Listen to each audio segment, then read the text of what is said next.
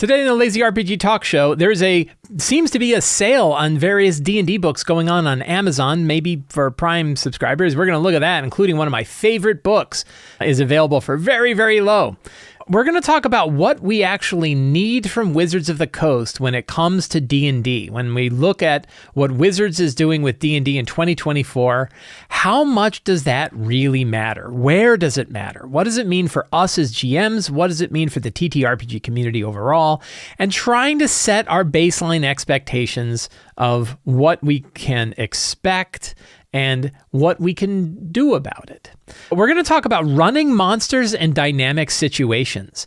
Instead of having sort of creatures that are set and assigned to one particular room, what if you have a whole bunch of monsters over a whole big area, and you as a GM have to figure out how these creatures react to what the characters are doing in any given situation? We're going to dig into that. And we're going to cover more questions from the October 2023 Patreon Q&A, all today on the Lazy RPG Talk Show. I'm Mike Shea, your pal from Sly Flourish, here to talk about all things in tabletop role-playing games.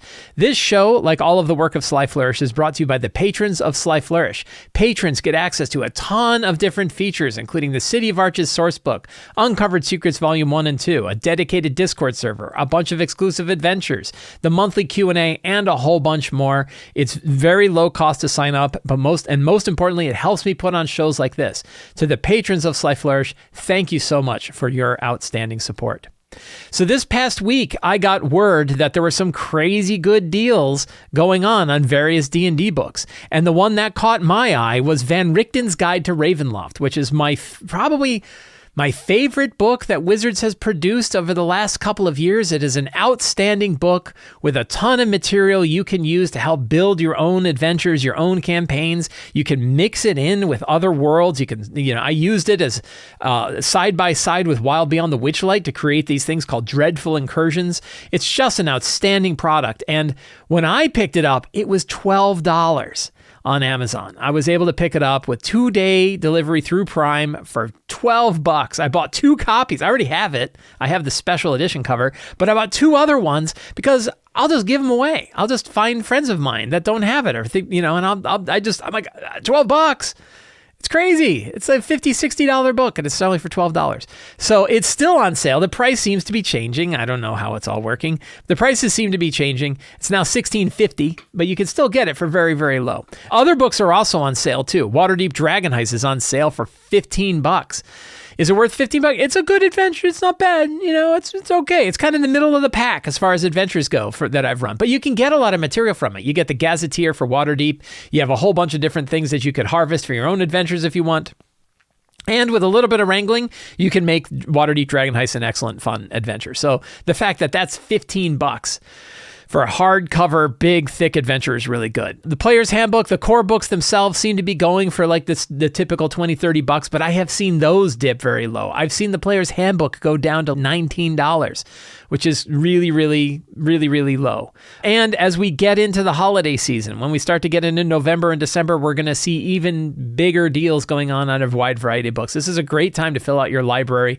Good chance to go through and really kind of find which of the Wizards of the Coast published D&D books are really, really good and grab those. I would be looking particularly at Eberron. I think that's really good. One book that I always feel is under, and I'll tell you why it's underappreciated, is the Sword Coast Adventurer's Guide. This really has a bad reputation. And I think why is that it wasn't the strongest character-driven book, and it wasn't a Forgotten Realms campaign setting guide.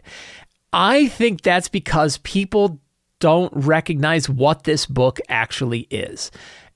And what this book actually is a player's guide to the Sword Coast. It is intended to be a book that players can read to understand the Sword Coast. You could, for example, run Storm King's Thunder or Tyranny of Dragons, and the players can use this guide, and they can use this guide as a sort of atlas to decide what locations they want to go to or what they know about it. It is a spoiler-free, deep description of the areas of the Sword Coast, and most of the time it's treated as a campaign sourcebook for GMs.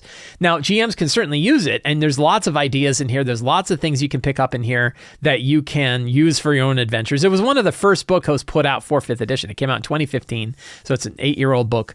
it is still, I think, a pretty good book. At $20, not bad. I would, if I were running games regularly in the Forgotten Realms, I own multiple copies of it. And if I were running games in the Sword Coast like Storm King's Thunder or like Tyranny of Dragons, I would definitely pick up this book because it fills in a lot of interesting locations. And I would recommend that my players, if they're really interested, pick up this book because it's a great way to get an understanding of the Sword Coast of the Forgotten Realms in a way that doesn't spoil adventures that you're going to run there. So I do recommend it. Anyway, other books are on, I mean, books are always on sale on Amazon. $26 for the Player's Handbook, which is a very, very low price.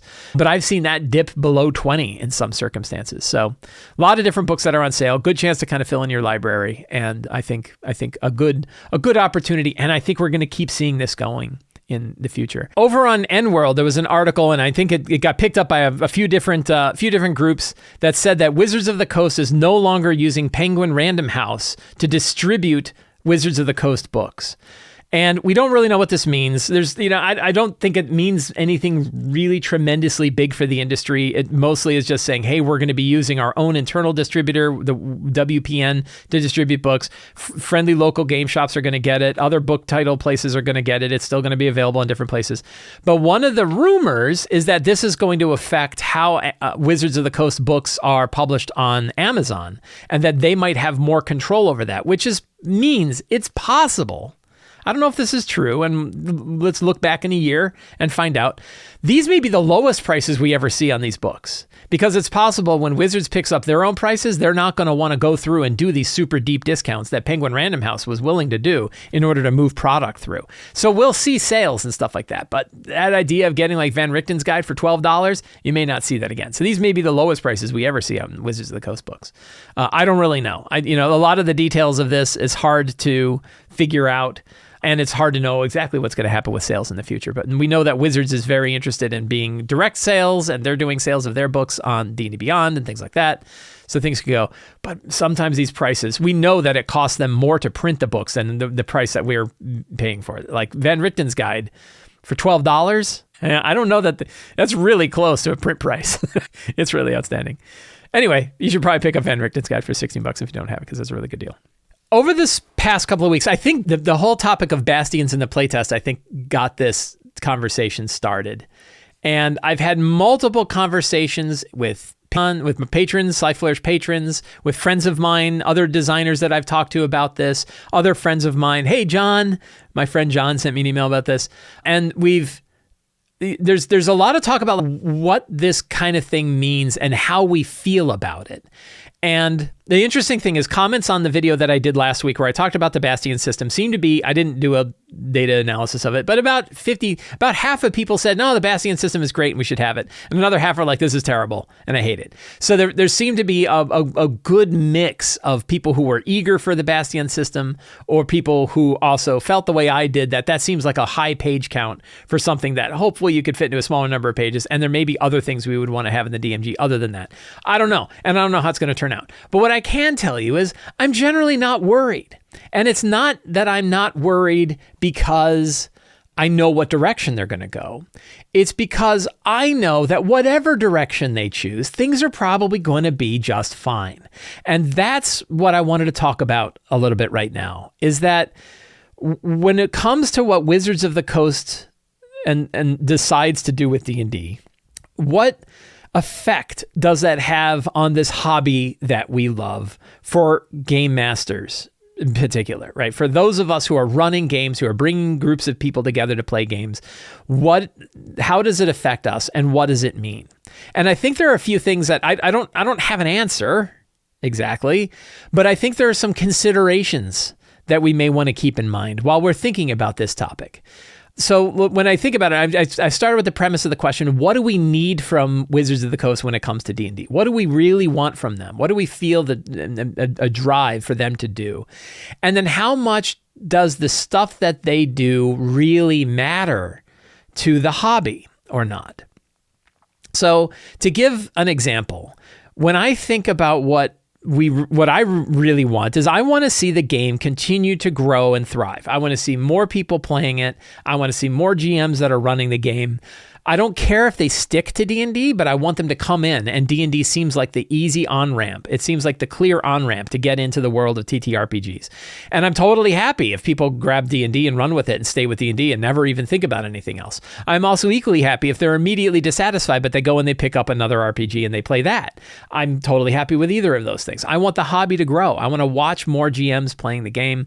I want to watch more groups getting together. I think it's really important to the world. I think it offers a tremendous value in this world, and I want to see it continue to grow. So when I think about what Wizards can do for that, it's like there's really only two product types that matter for that.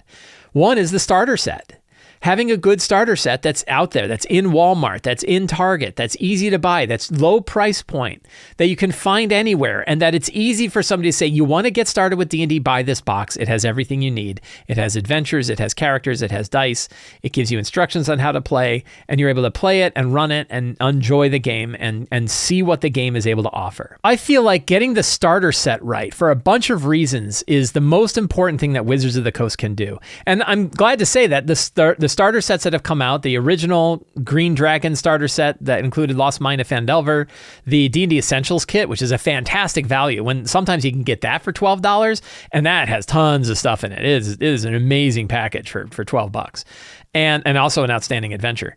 And the most recent one, the one that has a blue dragon on the cover and has the adventure Dragons of Stormwreck Isle, and particularly that last one, Dragons of Stormwreck Isle, is a really, really good starter adventure. That is one that I would definitely recommend for new DMs that are running the game.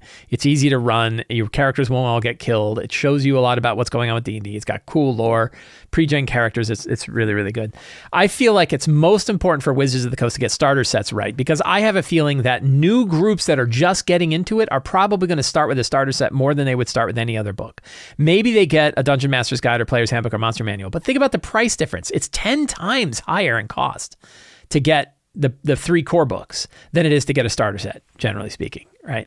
So I really feel like getting the starter set right is critical for Wizards of the Coast to bring new people into the game. Then I think the next set of books that's most important are the core books, the Player's Handbook, the Monster Manual, and the Dungeon Master's Guide. Those books have to be good enough to get people to play the game and enjoy the game and want to stick with it and want to go through. They don't need to be perfect. They don't have to be perfectly aligned, or else the people will stop playing. They have to do enough to get people to play the game and keep playing the game. And if they do that, if they accomplish that, they're good enough. And we know this because if you think about it, D&D is 5 times more popular, roughly. I'm making numbers up a little bit, but I don't think I'm that far off. D&D is 5 times more popular than it had ever been in the history of the game. And many people have said that the Dungeon Master's Guide for 5th edition is bad. I don't think it's bad. I think it's poorly organized. I think actually the Dungeon Master's Guide is pretty good. It's missing some things, particularly like helping new players learn how to play the game. But I know that wasn't in the design, right? The design of it was you have an expectation that you already know how to play because you played the starter set. But still, it starts off with like gold and theology, right? How to make a pantheon, and then how coins work, how to set up a monetary system in your game. It wasn't exactly helpful in its organization, but a lot of the material in it's really good. That I think is another undervalued book. The random tables that exist in the DMG in particular, I think are really, really good. But even with that flawed DMG, which you would think, wow, well, DMs are the ones that are going to be focusing most on this game, and that is the book that is focused on GMing. And it's not great in bringing people in. And yet it still grew 5 times as much, which means it doesn't need to be perfect. If whatever issues you think the core 2014 Player's Handbook have not gotten in the way of the game being as popular as it is. So if you're one of the people that feels like the Marshall versus Caster imbalance is terrible for the game and causing all kinds of problems, I argue if it was really that terrible, people wouldn't be playing it. Likewise, if you say, wow, I like 5th edition, but the monsters are totally boring. I won't name any names, but if you think the monsters are totally boring and nobody ever wants to run these monsters, I have news for you. 5 times more popular than any other time in the world of D&D. Are they boring? That's up to you, but they're not so boring that people aren't running them, and they're not so boring that people aren't playing the game and enjoying it. So that gets into the question of how important are the details of the rules to the growth of D&D. I'm not saying they're not important, but I think that as long as they're not getting in the way of people getting to play, they're probably good enough. And I think that's the best expectation we can have is that they're good enough. I think when you think about the 2024 books that are coming out, this gets into people's angst about what they're seeing with playtests, what they hear when they watch the videos, and when that diverges from what they want from the game. People like me, where I look at it and I say, oh wow, I love what you did with exhaustion. Wait, you took exhaustion away. Why'd you take the cool exhaustion rules away? Oh, it's terrible. Bastion systems. Why do we have this new point system for bastions? It's the worst thing ever. I didn't really say that, right? But we get those of us who are really deep into the game, who are thinking like putting on our spectacles and really digging into the details of the game, and we worry about what the effect is going to be. I'm not sure the effect is going to be that bad. I think they would have to do a lot of work to really change it. And an example would be what happened between the 3rd edition of D&D and the 4th edition of D&D. That D&D 3.5 was one direction that the game took, and 4th edition was a totally different direction. It was radically different. None of the products were compatible. You couldn't take stuff from 3.5 and run it with 4e. You couldn't take a monster book from 3.5 and run it with 4e. Totally different system. And fractured the community enough that a whole other company grew up staying with 3.5. This is Paizo and Pathfinder. Said, we're going to keep going with that direction. And 4E went the direction it went. Now, it was also at a very different time where it was really at a low point for the popularity of D&D overall period. We are not in a low point. We are in a, Teos looking at sales say they look like they've definitely leveled off, right? But it's not diving. It's not like we have 5 times fewer people playing D&D now than were playing it before. And you can't have 5 times growth continuing until like the whole planet would be doing it in 6 months. So we're at a different point. So it's not an apt comparison to look at it between 3.5 and 4E. But I think what is apt is that they decided to go in a radically different direction with D&D when they went to 4th edition. Some people really loved it. I played it and loved it for a long time. I definitely had problems with it, and I was definitely happy to go to 5th edition when 5th edition came out. Other people still miss it, and they look at 4th edition and say, God, there's so many great things with 4th edition I wish we could continue to do. There are other groups who are like, we're still playing 4E. So there's definitely people that like it. But I think however you feel, it's clearly different, right? 4th edition is definitely different than any other version of D&D. Where 5th edition, you can see a lot of its connection points back to 2nd edition, 3rd edition, 4th edition. You can see that it kind of reached and brought in these other components to it. And we know that the 2024 books are staying pretty close to the 2014 books, at least in that, as Wizards describes it, they're going to be compatible, that you could take subclasses from one group and use it with another, that monsters will still work.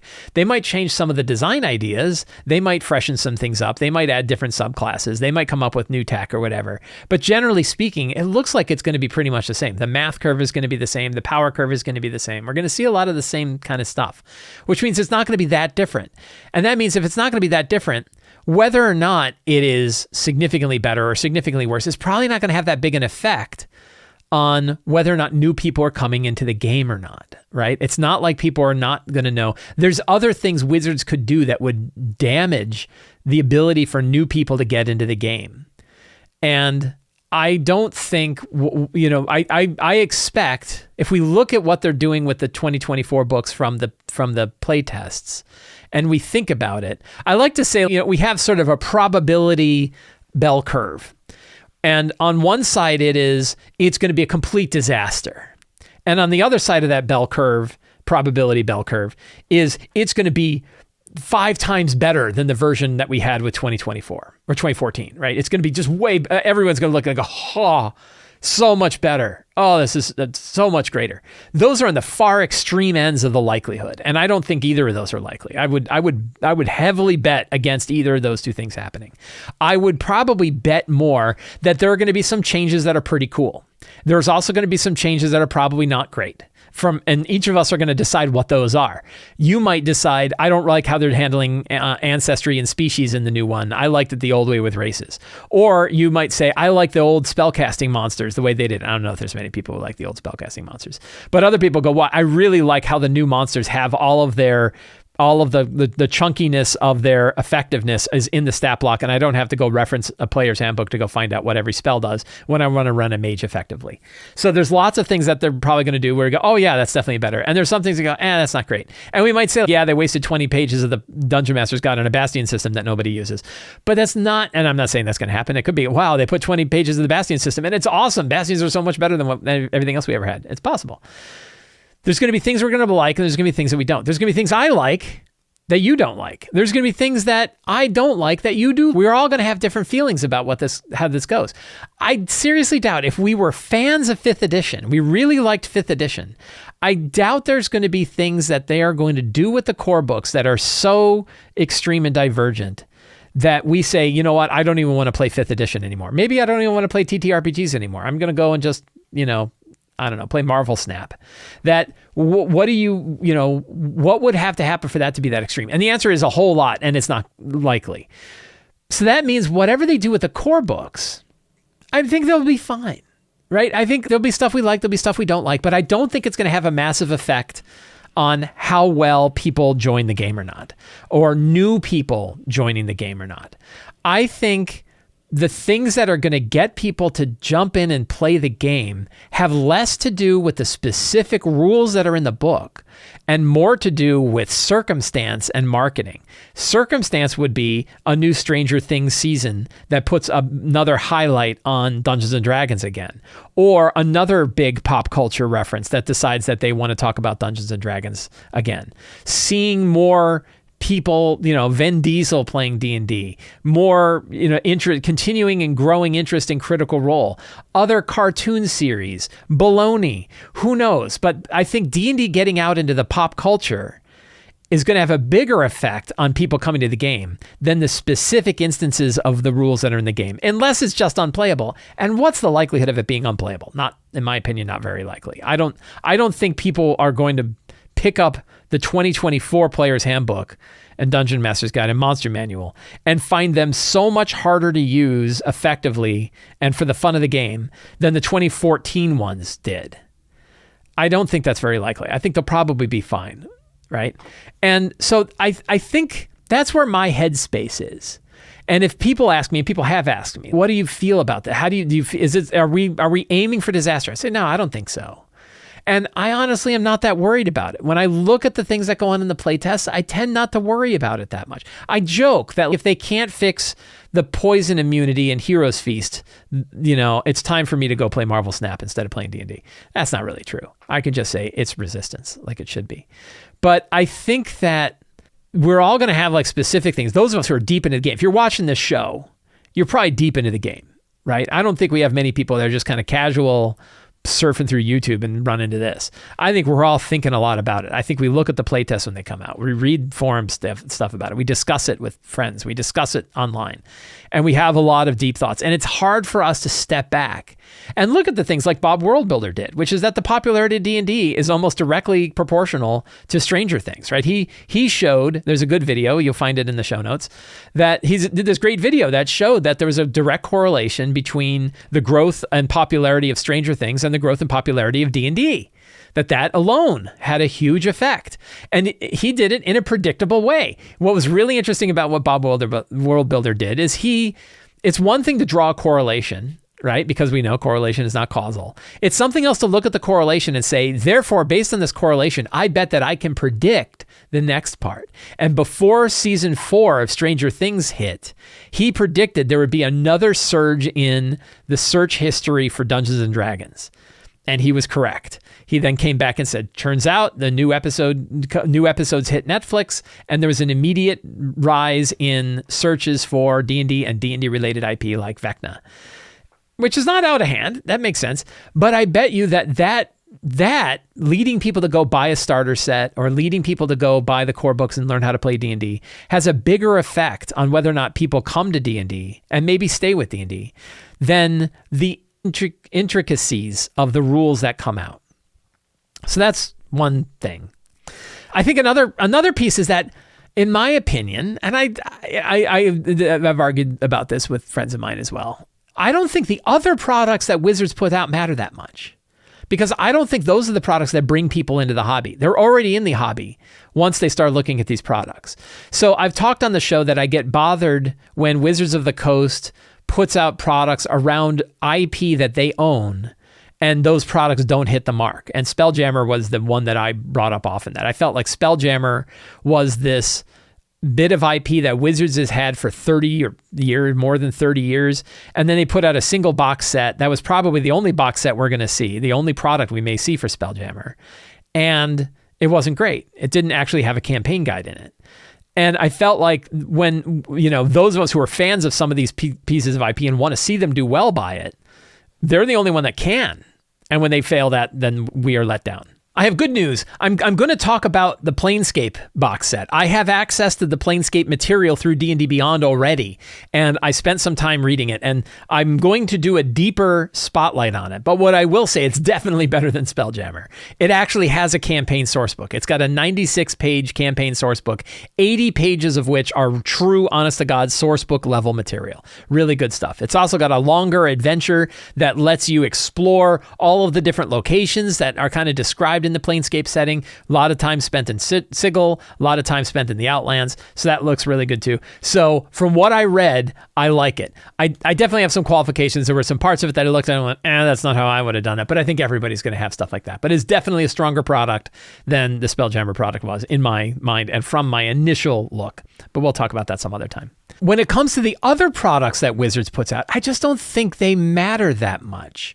I don't think that they have as big an effect on the TTRPG hobby that if a product comes out and it does really well, that will bring a lot of new people into the hobby. Or if they put out a product that does really poorly, that will have a detrimental effect on the hobby, any more so than any other publisher. And examples of that, so they put out the Shattered Obelisk, the new Phandelver book. It looks really cool. I haven't dug into that. I have a copy sitting on my shelf behind me, and I want to look into it.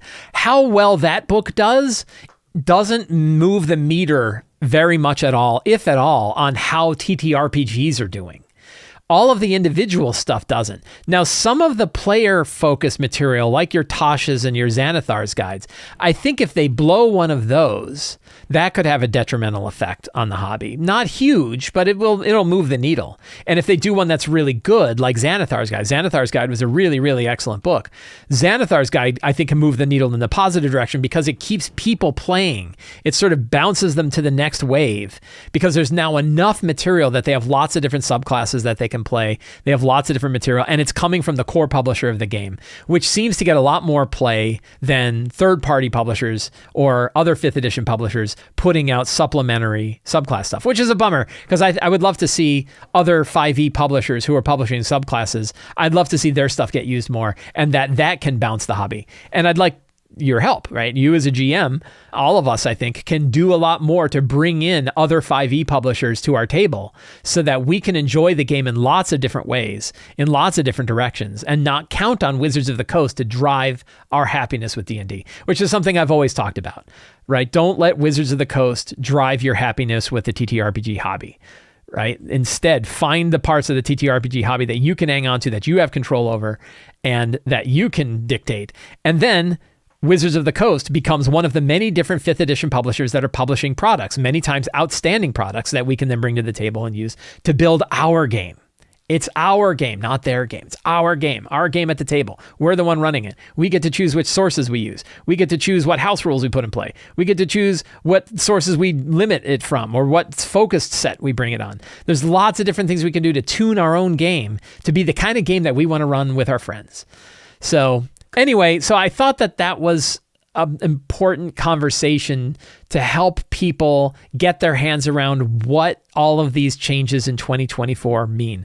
Obviously, we're all paying, I don't know about all of us. I am, and many people I know are paying a lot of attention to what Wizards of the Coast puts out. I am happy that they've been putting out playtest material. I'm happy they've been changing things based on the results that they've seen. So far, I haven't seen anything so egregious that I'm like, they're killing D&D. I do not feel that way at all. And I think very likely they're going to get it in the middle. There is this question of, is it going to be that much better than the 2014 books? I'm not so sure. sure. And I know lots of people that are going to be like, the 2014 books were fine. So they are their own worst competitor when it comes to this. But we're going to have to see when they come out. And the reality is we only have whatever influence we have anyway. So a lot of us are going to be floating on the lazy river of life to see what direction and what path it takes us. So another topic I wanted to talk about today, this is definitely more of a DM tip focused. How can we actually make our games better, looking at a particular thing and looking at a particular activity that occurs in our game. And we're going to talk about running monsters in dynamic situations.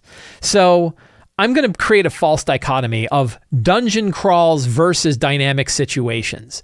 A dungeon crawl is a type of adventure. These aren't the only types of adventures. There's other ones, but I'm going to focus on these two. And one of them is a dungeon crawl is you're going from room to room. You're making choices about what direction you go. You might encounter a group in one particular area of the dungeon. You might do some stuff there, manipulate, then you kind of go on to the next room and start crawling from room to room, figuring out what's going on. You generally don't know what the layout is like, so you don't have one path. You're making your choice about what path you go. You have a lot of things like who's going up front. You have a lot of things about is anybody getting surprised. Usually the chambers of the room are independent from the other ones. Every so often something you do in one chamber might affect something in another chamber, like guards become alert to your presence or whatever. But generally speaking, you're focused on whatever's in that chamber, then you go on to the next chamber and deal with it. Situations are different. I like to think of situations as being like a heist. You generally know what the layout of the location is like. Not always, or maybe not all of it, but generally speaking, you know what this thing is. You're going into a manor and you're trying to recover a prisoner who's being kept up in the attic or something like that. You have inhabitants of that location, but the inhabitants can be moving around. They can be doing different things. And some of them are villains. Maybe some of them aren't villains. So maybe you have the guards who are keeping the hostage held up in the attic and other guardians that are going around the house. But then you also have a serving staff who really aren't involved in the person and they're not necessarily going to attack, but you have inhabitants of those situations. You have the goal, you have the inhabitants, you have the location itself, like this old creepy manor with many different floors. And again, maybe you know about all of it. Maybe some, like the subcellars, you don't know about, the secret tunnels in the subcellars, you don't know about them. And you might have some complications. What are the ways that this thing might go, or what are complications that could occur that change up the environment once the characters go in? And that's because if you don't have a complication, then the players will come together with their plan and then start to enact their plan. And maybe it just works exactly as they plan. That's not super exciting. You want usually something in there to kind of change things up so that they have to change their approach. So I'm calling these like dynamic situations. You could call them just situations. You could call them heists, even though it's not always about stealing something. They're just these sort of situations where you have a clear goal, you have a clear location where it's taking place, where the characters tend to know what's going on there. You have a bunch of inhabitants that are kind of moving around from place to place, and you have these complications. So one of the tricky bits with this is knowing as a GM how the creatures should be reacting, particularly hostile creatures, but maybe not even hostile creatures, how they should be reacting to the ongoing situation that's occurring. And the reason why that is kind of a tricky thing to handle is because you don't necessarily know the approach that the characters are going to take. So I wanted to look at one of these situations and kind of use it as an example for how to think about this kind of thing. So in my Empire of the Ghouls game, there is a ghoulish warship called the Phantom. And the Phantom was run by a bunch of Darakul, and they were using it to bring a bunch of humanoid prisoners over to the pure city of Vandakul, where they are going to be eaten, because they are ghouls after all. So they're piling on a bunch of prisoners onto this boat. They are charming them using a rod of rulership to keep them so that they're just like, oh, hey, this is going to be great. So they use a rod of rulership so they don't have to beat them down or chain them up. They just say, hey, don't you want to come with us? Oh, yeah, we love it. We'll come on board. So, and then they're bringing them over to the city of Vandakul. The characters need to get over to the city of Vandakul. That's their goal, get to the city of Vandakul. But when they looked at what was going on, they said, we also want to rescue those prisoners. There's 36 people on there. We don't want them to be eaten by ghouls. So let's do what we can to try to stop that. So they had sort of a main goal, which is get over to the pure city of Vandakul, and a secondary goal of rescue the prisoners aboard the Phantom.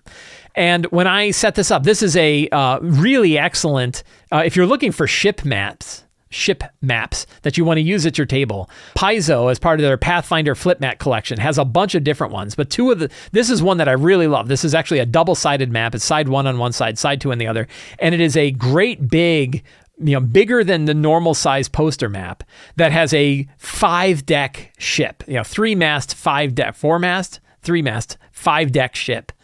on it that I think is just really, really cool. And it's perfect for a situation like this. Great big ship. You can almost do it as a dungeon crawl. It's so big that you could run this as a dungeon crawl. And I think it's even bigger than 5 decks. 1, 2, 3. It's 6. I think it's 6 decks. It's really, really big. And so when I was setting this up, I had the map. I knew what the ship looked like. What I actually did, and I would recommend this, particularly if you're running a game where you're doing it in person, is I took these pictures with my phone and then I printed them out in black and white on sheets of paper, and I took a Sharpie and I wrote my own notes right on the map of the ship. So that way I had my key that I took from this one and I was able to use it right at the table. And I said, well, where are the prisoners being kept? And where are the guards? And where are the Darkhool captain? And it was like you had the Darkhool captain. Darkhools are like super intelligent ghouls, or they're intelligent ghouls. I had a Darkhool necromancer. I had a Darkhool enchanter. Those are like the 3 main boss sort of characters: a CR10 captain, a CR8 necromancer, and a CR8 enchanter. And then I had a bunch of Darkhool who are like CR4. And then I had about a dozen ghoul deckhands, and they were CR2s, and they all had masks on so they wouldn't eat the prisoners, because ghouls are not super intelligent. You can order them to do certain things, but generally speaking, they're not very intelligent, and they would go and eat the prisoners if you didn't stop them. And then I had some other things, like the necromancer had a couple of bone golems. I did feel like that's a whole lot of undead, and like a couple of turn undeads would just get rid of all of them. So I said, how about some bone golems that aren't undead? They're constructs, but they're run by the necromancer. The necromancer built these bone guardians that he has with him. And then they had these things called ghoul steeds, which are like really weird mutated ghouls that they can ride on like horses. And there was 3 of those on there. So I had a bunch of different guys. But if you think about it, monster-wise, it was like a dozen ghouls, a half dozen Darkhool. I think it's going to end up being more than a half dozen Darkhool. I think I'm going to add a few. And then 3 bosses, the 3 ghoul steeds, and the 2 bone constructs, bone guardians. That's a lot of monster, right? That's way, way higher than the challenge rating of the characters, right? That's way above it. But I knew that they're all around the ship, that all these guys are around the ship, that about half the ghouls at any given time are below deck, the other half are kind of up on the top deck, and that the bone guardians are down below. The ghoul steeds are in their pens down in the ship below. There's some Darkhool that are making sure that the prisoners are staying happy. The enchanter is down there with the rod of rulership to make sure that they're staying charmed and that they're not going to go run. So I had this idea of where the inhabitants are. And then there's this question, okay, when the characters actually start to get involved, then what? What do we do?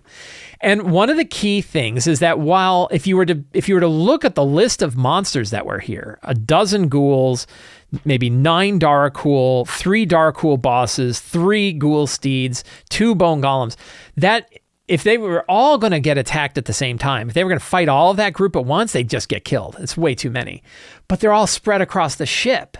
So then you have to say to yourself, when the characters get involved, well, given the circumstances, which ones of these creatures would be where? The ghoul steeds are still going to be down below. They're not going to be up above. Same thing with the bone guardians. They're probably down below as well. But there's probably a couple of ghouls and a Darkhool at the different tops of the upper part of the ship. So they're on lookouts, right? So there's one in the one in the forecastle, one in the aft castle, one that's up in the poop deck with the one that's up on the poop deck far up above, who's masked, but he has a little kazoo that he can blow when he sees something, so everybody can be like, oh, he blows the kazoo. And the character said, well, we're going to engulf the whole thing in a fog cloud, and then I'm going to turn into a giant eagle, and I'm going to try to fly and grab some and throw him in the boat.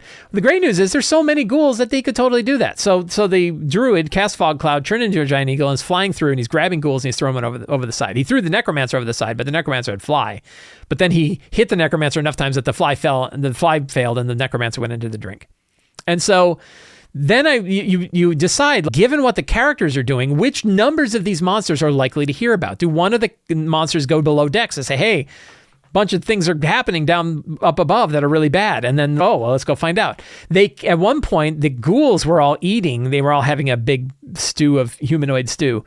And the captain was there, and the necromancer was there, and a couple of Darkhool were there, and they hit the top deck with shatter, and it blew off the roof of the dining area, which meant now the captain and the necromancer and the other Darkhool know what's going on, and they come out, and they're fighting. So you have this dynamic battle that's growing, not because you have intended these waves to happen, but that based on the circumstances of what's going on, the characters are getting involved and more of your monsters are getting involved because of what's going on. By the time they start casting Shatter, by the time they're casting these big, super loud things, everyone on the ship knows something's going on, right? That doesn't mean they're all going to attack. And it doesn't mean they know what's going on. They just know something's going on, which means there might be times where a ghoul wanders up to see what's happening, and then that ghoul gets killed really easy because there's only one ghoul.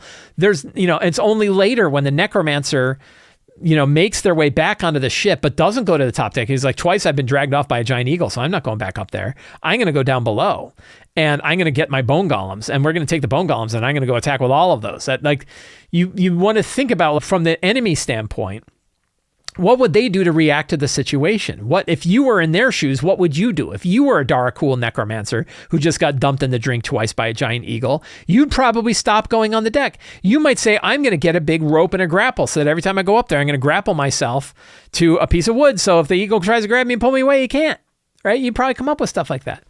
So that's why I think it's really important when you're building these dynamic situations, like the characters invading a big boat.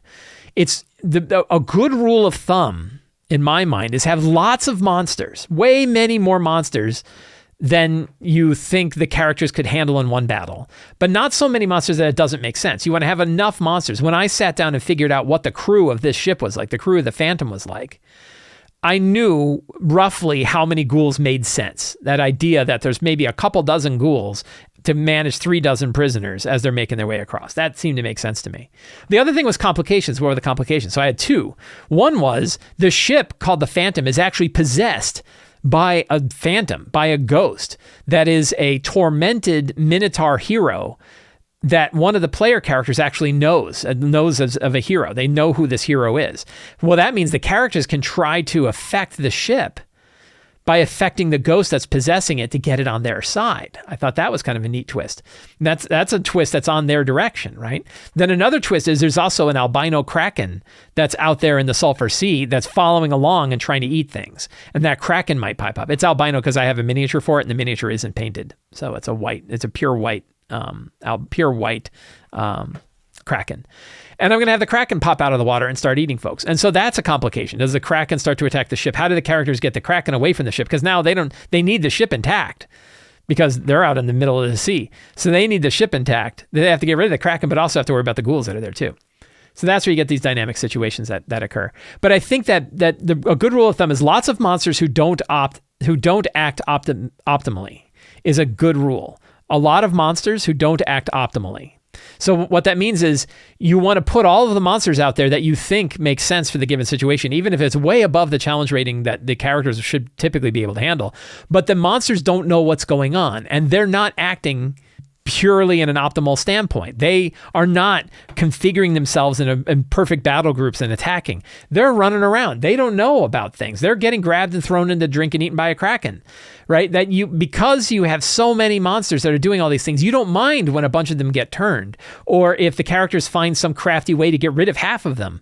That's totally cool because half of those, you can, especially at higher levels, you can put the characters in these near impossible difficult encounters with the recognition that you're not acting optimally. The monsters are not acting optimally, and the characters are, so they get a much bigger advantage with the things that they do. So I thought it was kind of fun to dig into that situation. Let's do some Patreon questions. So every month, patrons of Sly Flourish get to ask questions about tabletop role-playing games. I answer all of the questions every Friday morning. I cheated this last week. I did some Thursday night because I didn't have an opportunity Friday morning. I knew I wasn't going to have an opportunity to do it Friday morning, so I did it Thursday night. Generally, it's every Friday morning. I answer all the questions that are there. Some of those I bring forward here to the show, and we talk about them here. Other ones become catalysts for future articles or future videos.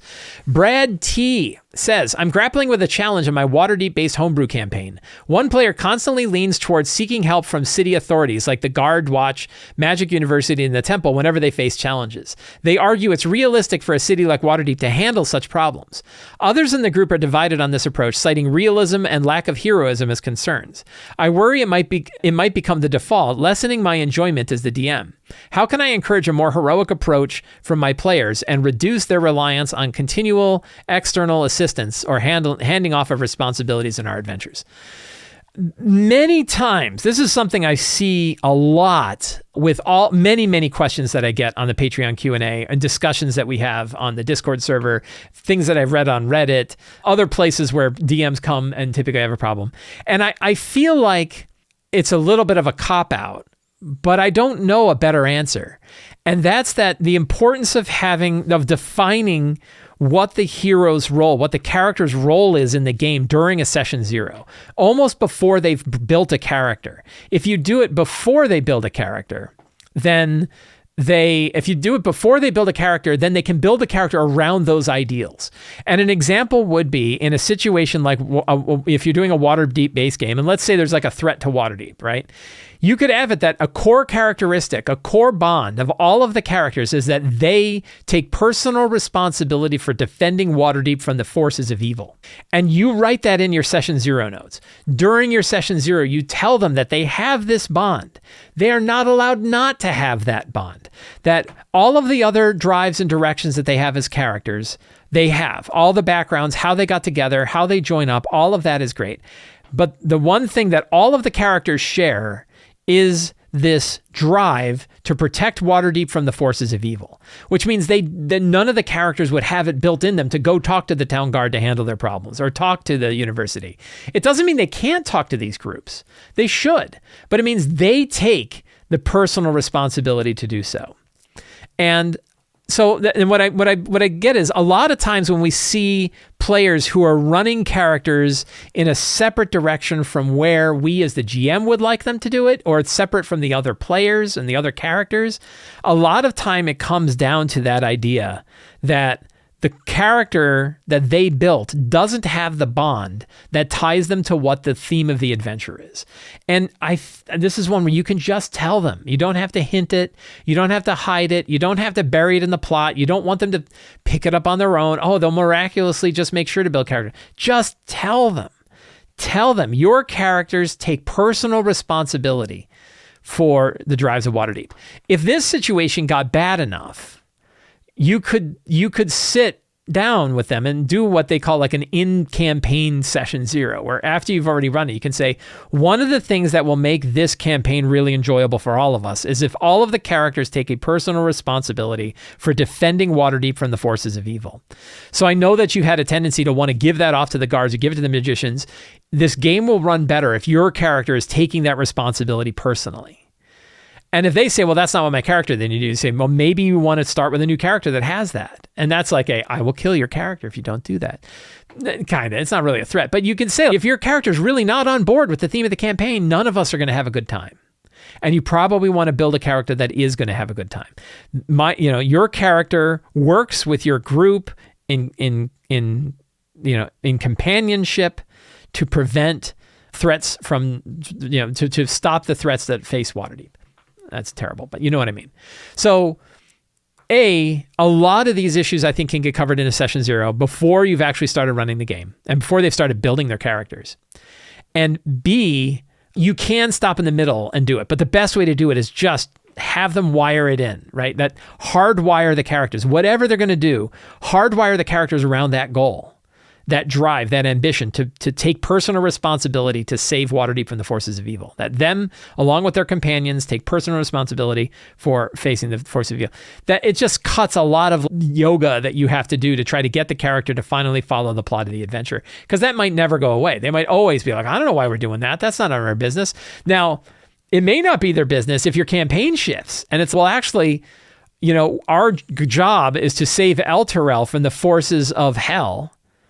But now we're in Baldur's Gate, dealing with Baldur's Gate politics. So what does that have to do with Elturel? Well, now that's your problem. If you change the course of the campaign and the characters are written around the old one, you're in a bad, you should probably figure out a way to get back to the old one. So you want to make sure that the theme that you help them inject into their character's DNA from the very beginning actually is the full theme of the campaign that they want to run, because otherwise they're going to be all over the place.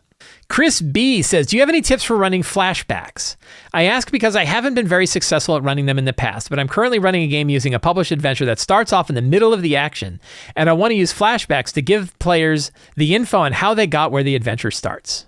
Marker. Flashbacks are kind of like dream sequences There are certain types of scenes feel like a good idea, but if you think about them, they're not great. And flashbacks can be tricky for a couple of reasons. One is flashbacks aren't progress.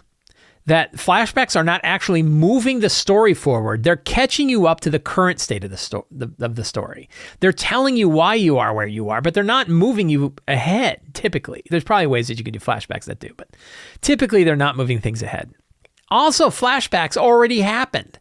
The events that are in the flashback already happened, which means the characters don't have any agency to change the things that are in those flashbacks. So if you're injecting flashbacks into your game, you're often telling them what happened. And that's boring. No, players don't want to hear things that their characters did.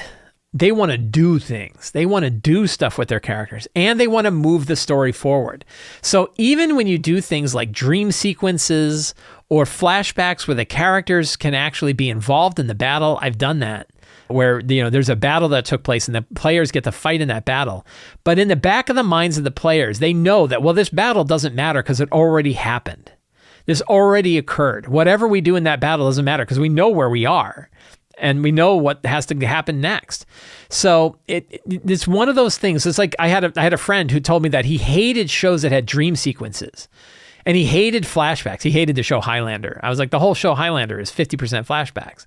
And he was like, yeah, but none of those move the story forward. None of the flashbacks actually matter to the story that's going forward. I still think Highlander was great. And it's different when you're doing a TV show because the TV show is going in one direction and you're also telling things to the viewer. So sometimes flashbacks matter because it's like, why does Duncan MacLeod think that this certain thing is true? Well, it's because he was hanging out with his old friend Hugh Fitzcairn, who told him about this thing back in the 1700s and they were hanging around. Hugh Fitzcairn was played by Roger Daltrey of The Who, which I thought was very fun.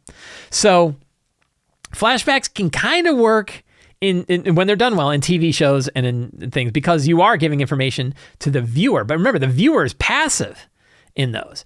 In our RPGs, our players are not passive. They are characters. They are making choices. They are making decisions. And it can be really hard to incorporate flashbacks in a way that is meaningful. In our Twitch chat, people are bringing, yes, but what about the flashbacks in Blades in the Dark? And that's different. Flashbacks in Blades in the Dark are player-driven flashbacks. The player is the one who says, I'm going to flash back to this moment where I had already talked to this guard. It turns out he's a friend of mine and he's going to give me the one finger salute and I'm able to go walk through this gate without even having to do a check. That's totally different. That is agency given to the players. The players are driving the flashback in that circumstance. And it is something that they get. Also, it's not like that's going to take a half hour. That's a flashback in Blades in the Dark is like the equivalent of a turn in a combat scene in another RPG. It's very, very quick.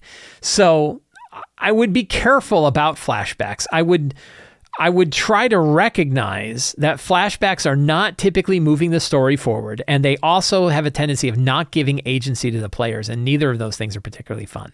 So it doesn't mean you can't use them. It doesn't mean like never go near them. They're not a third rail, but you want to know what they are and know what they're not. And above all, you better have a good reason to do it. And keep it fast because you really want your players to be moving and propelling the story forward that they're in and making choices in doing so. Ben H. says, my party was headed for a fight against a large pirate crew that was ravaging the Sword Coast and sent letters to cities they've helped during the adventure to send ships to help with the fight. I'm a bit unsure how to deal with it mechanically and don't want to deflate the fight by having random ships come. How do you logistically or narratively deal with parties trying to set up a Deus Ex Machina for themselves? So this gets into the how do you deal with a war or how do you deal with a bigger situation that's going on where the characters are one group. And the best thing that I have found for this is to do it in the background. So you might say, if you know that there's a large pirate crew, and I'm going to assume that's more than one ship, right? Let's assume the pirates have more than one ship. If they only have one ship, maybe you get more. And maybe they have these other ships. And because the characters were successful in convincing the cities to help them, and you might have them roll checks to do so. Again, you want the characters to be making choices and making checks to see how well they do. And so even if they're writing a letter to a city, maybe that they still roll a charisma check with the letter to see how influential it was with whoever received it on the other end. And if it's very influential, then maybe some other ships go. But how you handle that in the situation itself is in the backdrop, right? It's the background of the scene. It is it's the layers that exist behind the scene where one group is just throwing shells and the other group is throwing shells and it's going on. And you're not rolling dice. You're not having the players get involved. You're just describing that. While you guys are battling the pirates on the main ship, you look over to the side and you see the ship from not El Terrell, Daggerford. Daggerford's not even on the coast. Waterdhavian ships are beginning to go, and the Waterdhavian ships are engaging with the pirates. And because you did so well on your charisma check, it looks like they sent a lot of ships, and it's winning. So that is a fantastic way to run it in the background. And because they ran their checks before, you can decide how big an impact it had, how well it did, and that will have a big effect on the situation that's going on.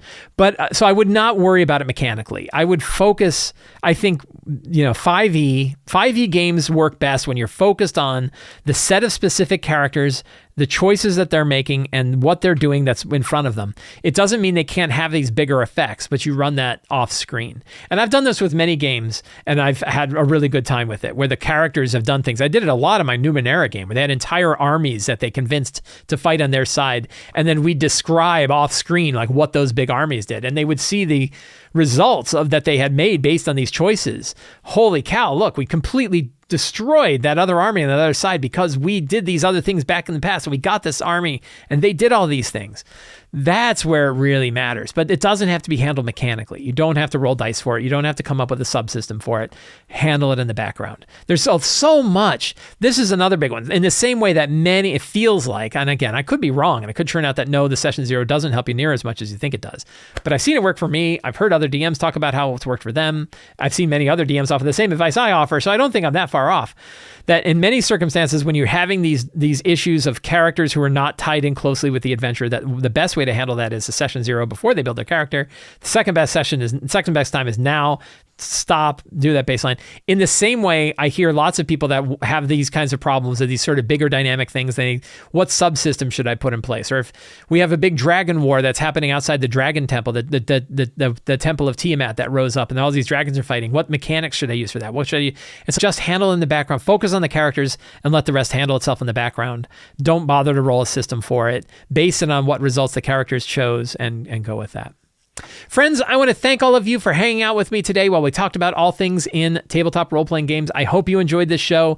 If you like this show and you want to see more stuff from me, if you want more stuff like this, the best way to see all the stuff that I do is to subscribe to the Sly Flourish newsletter. There's a link down in the show notes. You can subscribe it's absolutely free to subscribe. You get a free adventure generator PDF, and you get what else do you get? Marker, and you get an article sent directly to your inbox every week. You can also become a patron of Sly Flourish. Patrons get access to a dedicated Discord server, the monthly Q&A, Uncovered Secrets Volume 1 and 2, the City of Arches sourcebook, a whole bunch of exclusive adventures, and a whole lot of other tools to help you run your game. And you can pick up any of my books, including Return of the Lazy Dungeon Master, the Lazy DM's Workbook, and the Lazy DM's Companion at the Sly Flourish bookstore. Links for all of that are in the show notes. Thank you all so much. Have a great day, and get out there and play an RPG.